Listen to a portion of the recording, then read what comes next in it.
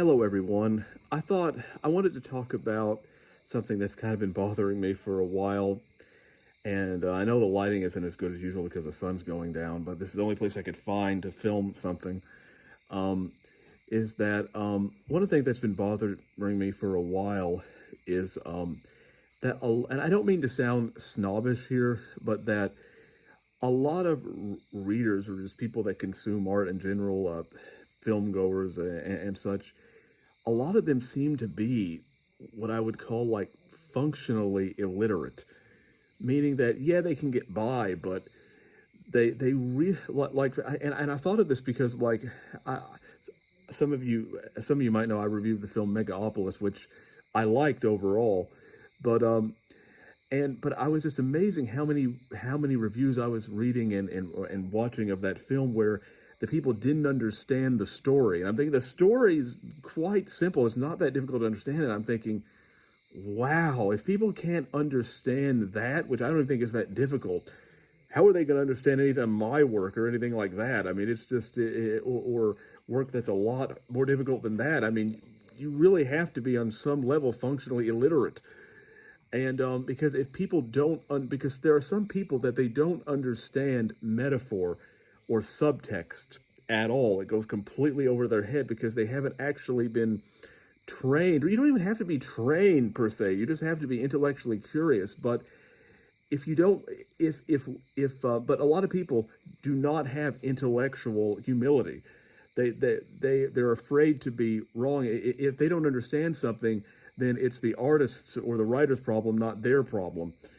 And so people lash out when they don't understand something because it makes them uncomfortable. And but it's just amazing how a lot of people out there are just functionally illiterate. And I guess part of it is the I guess the education system is partly to blame. But I would also say that like for example, I am someone that was not educated super well, but I was intellectually curious, and that there are some people who that if they're intellectually curious, they will seek things out and they will teach themselves, and a lot of people either have that in them or they don't. Um, there are plenty of people, for example, who I would say are educated, so to speak, but but they're only educated in the sense that they were forced to be, not because they have any kind of intellectual curiosity. That's something that some people seem to have innately within them, and then other people don't. Um, and it's just, but if this is the kind of society that we're going to have, then there's no hope, in my estimation, for any kind of complex literature that for there to be any kind of literary renaissance or revival or anything like that.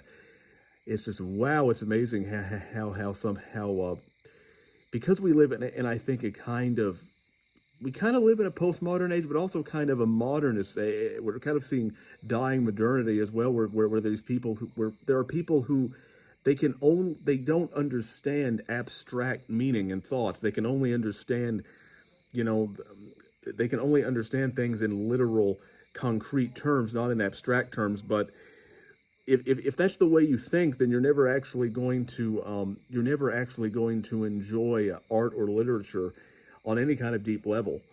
And just so many people are like that today, and I find it to be quite disturbing. So, and not that there aren't people who enjoy such literature and art, there are, and I think those people give me some kind of hope, but it's a small minority, I'm afraid. So I'm not optimistic about the future because there are quite a few people who, in my mind, are functionally illiterate.